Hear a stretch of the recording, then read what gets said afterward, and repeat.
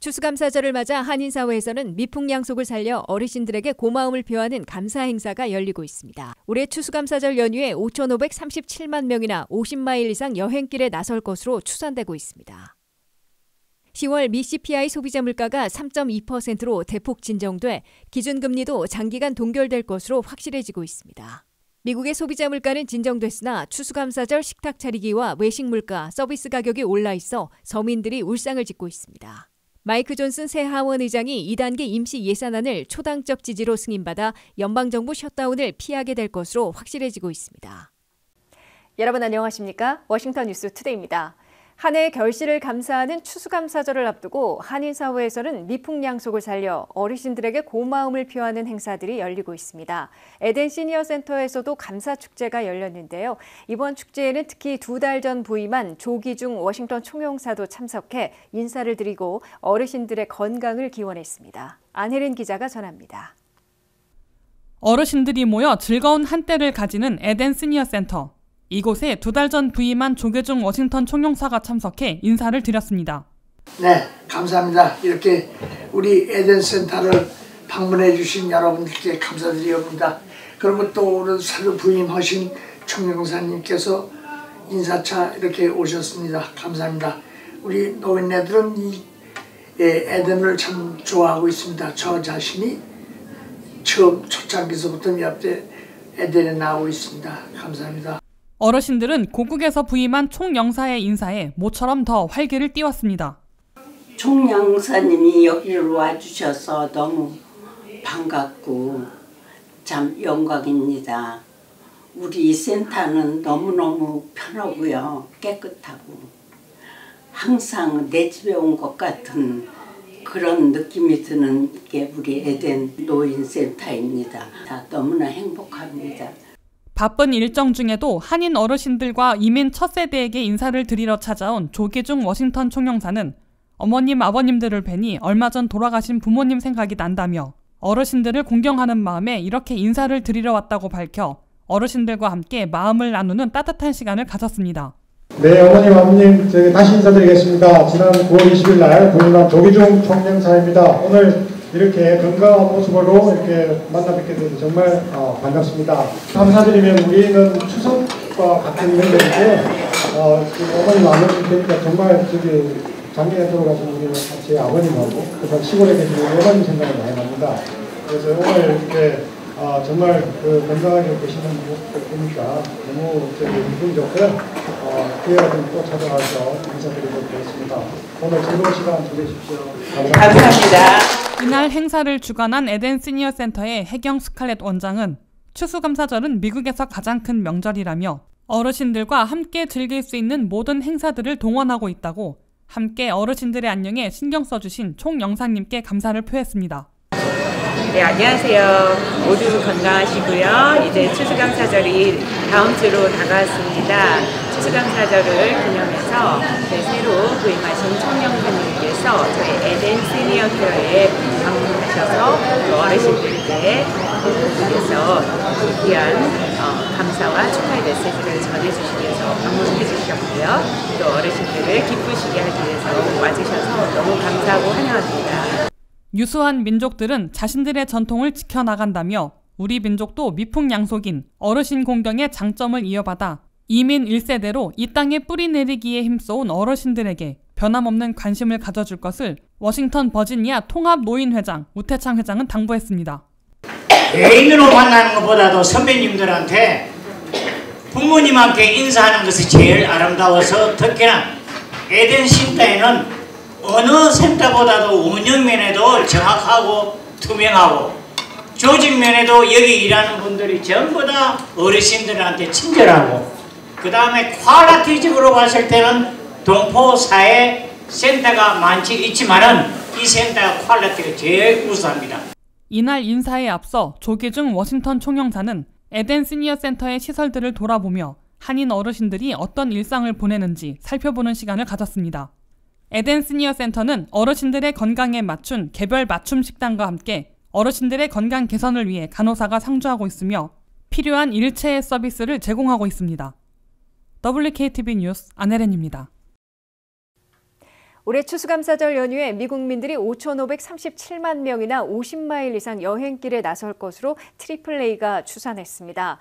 이는 지난해보다 2.3% 늘어나는 것으로 물가 진정에 따라 예측보다 더 늘어날 수도 있을 것으로 예상되고 있습니다.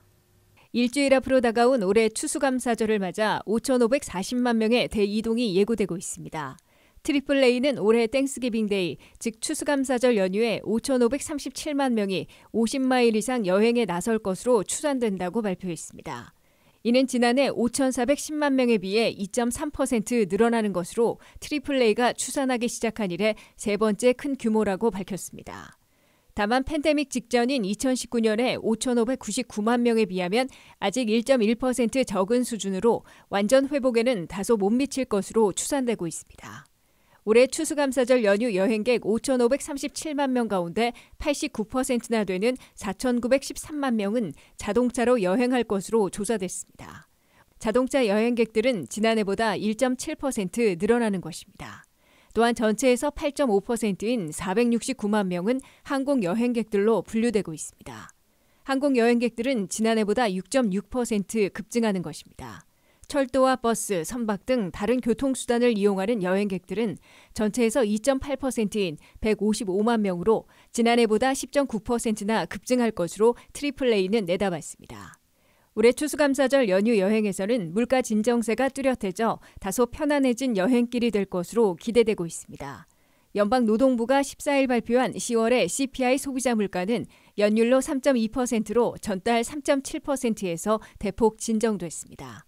그중에서 휘발유 값은 전달보다 5.3%나 하락했고 항공료는 13.2%나 급락해 있습니다.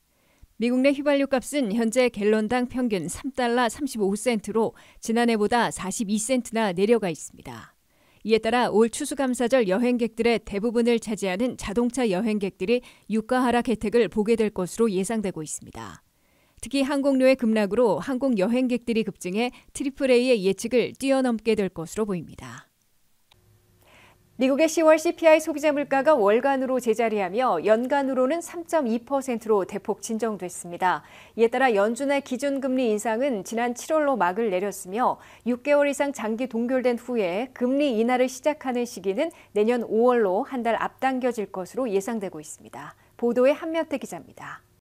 미국의 물가 오름세가 10월에 꺾이면서 큰 폭으로 진정돼 기준금리도 장기간 동결될 게 보다 확실해지고 있습니다.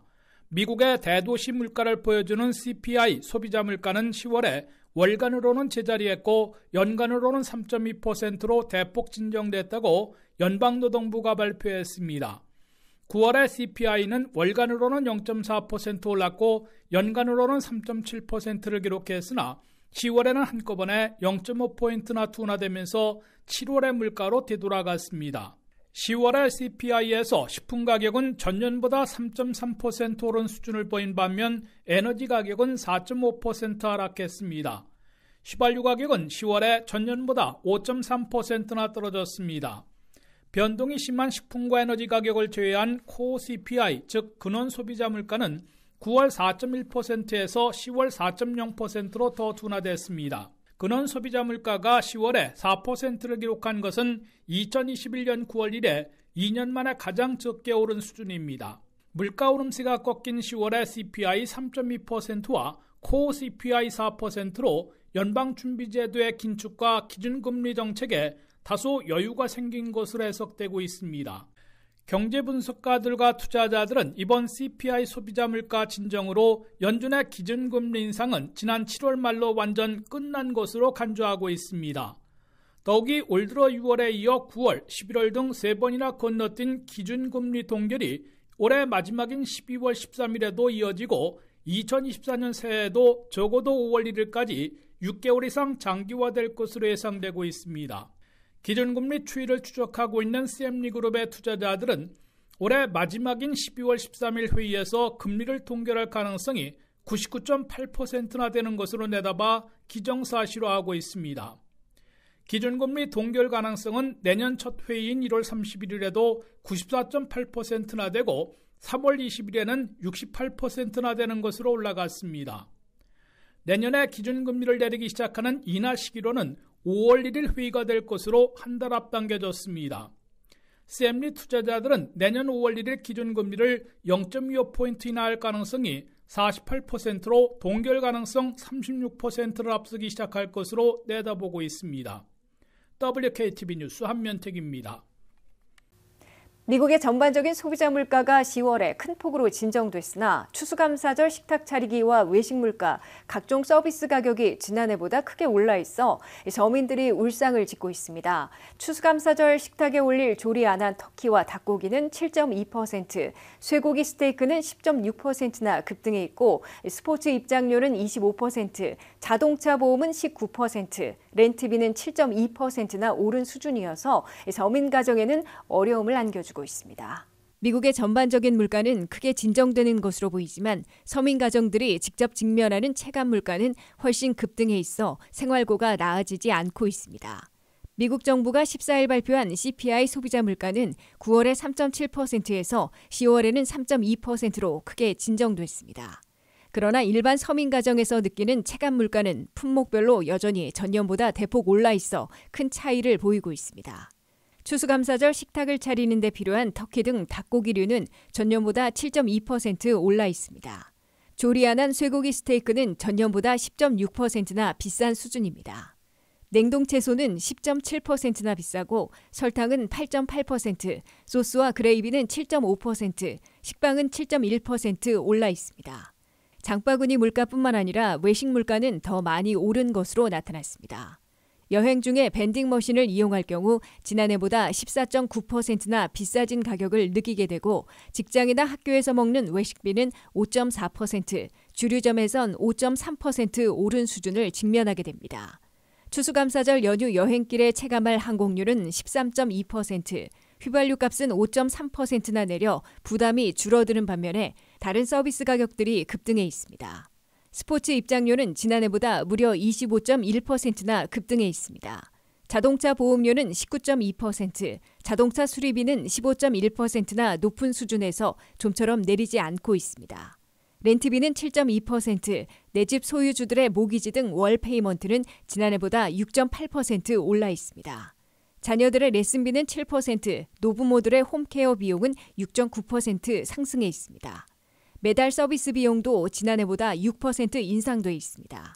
미국민 대다수를 차지하고 있는 일반 서민층 가정에서는 이처럼 정부가 발표하는 물가지수가 큰 폭으로 진정됐다고는 하지만 한번 치솟은 생활물가나 서비스 가격이 좀처럼 내려가지 않아 추수감사절을 비롯한 명절에 느끼는 생활고가 갈수록 가중되고 있는 것으로 분석되고 있습니다. 마이크 존슨 새 하원 의장이 이른바 2단계 임시 예산안을 초당적 지지로 승인받아 연방정부 셧다운을 피하게 될 것으로 확실해지고 있습니다. 존슨 하원 의장은 임시 예산안에 다른 사안을 부착하지 않은 클린빌로 하되 연방정부 예산을 둘로 나눠 내년 1월 19일과 내년 2월 2일까지 각각 쓸 수 있는 2단계안을 내놓자 공화당 일부 보수 강경파들만 반대할 뿐 공화당 다수와 민주당의 지지를 받고 있어 연방정부 셧다운을 모면하고 있습니다. 한면택 기자가 보도합니다. 마이크 존슨 새 하원 의장이 첫 지도력 시험을 통과하며 초당적 지지로 2단계 임시예산안을 하원에서 승인받고 상원의 지지까지 확보해 연방정부 셧다운을 사실상 피했습니다. 마이크 존슨 새 하원 의장의 2단계 임시예산안은 하원 전체회의 표결에서 찬성 336대 반대 95표로 신속 표결에 따른 3분의 2 이상의 지지를 얻어 가결됐습니다. 공화당 하원은 찬성 127표, 반대 93표로 엇갈렸으나 민주당이 찬성 209대 반대 2표로 직접 지원하고 나서 존슨 하원 의장의 2단계 임시예산안을 초당적 지지로 가결시켰습니다. 상원 다수당 대표인 민주당의 척 슈머 상원 대표는 존슨 하원 의장안을 그대로 상원에서도 최종 승인하게 될 것으로 확인했습니다. 이로써 18일 새벽 0시 1분부터 우려됐던 연방정부 셧다운 부분 폐쇄는 사실상 피하게 됐습니다. 마이크 존슨 새 하원 의장은 공화당 하원 내 보수강경파들이 장악하고 있는 하원 규칙위원회를 건너뛰고 하원 본회의에 곧바로 상정해 심리 표결하는 신속 절차를 선택했는데 가결에 필요한 290표를 훨씬 넘겨 하원 가결에 성공한 겁니다. 공화당 하원의원들은 221명 중에서 95명이나 반대표를 던졌으나 존슨 하원의장이 선출된 지 3주밖에 되지 않아 케빈 메카시 전 하원의장 때처럼 불신임 또는 축출을 시도할 조짐은 보이지 않고 있습니다. 존슨 새 하원의장은 내년 초까지 쓸 수 있는 임시 예산안에 예산 삭감, 전비 지원안, 국경안전 비용 등 다른 사안들을 부착하지 않는 클린빌로 제안했습니다. 대신 농업, 식품, 교통, 주택, 도시개발 예산은 내년 1월 19일까지 지출토록 하고 국방, 국무, 법무, 상무, 노동, 보건복지부 등 8개 부처 예산은 내년 2월 2일까지 사용토록 데드라인을 둘로 나눴습니다.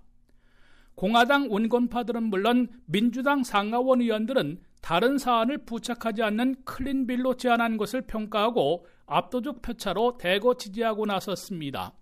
이에 따라 워싱턴 정치권은 내년 1월 19일과 2월 2일까지는 연방정부 셧다운 없이 12개 연간 예산안을 확정하기 위한 진검승부를 벌일 것으로 예고하고 있습니다. WKTV 뉴스 한면택입니다. 이상으로 워싱턴 뉴스투데이를 마치겠습니다. 시청해주신 여러분 고맙습니다.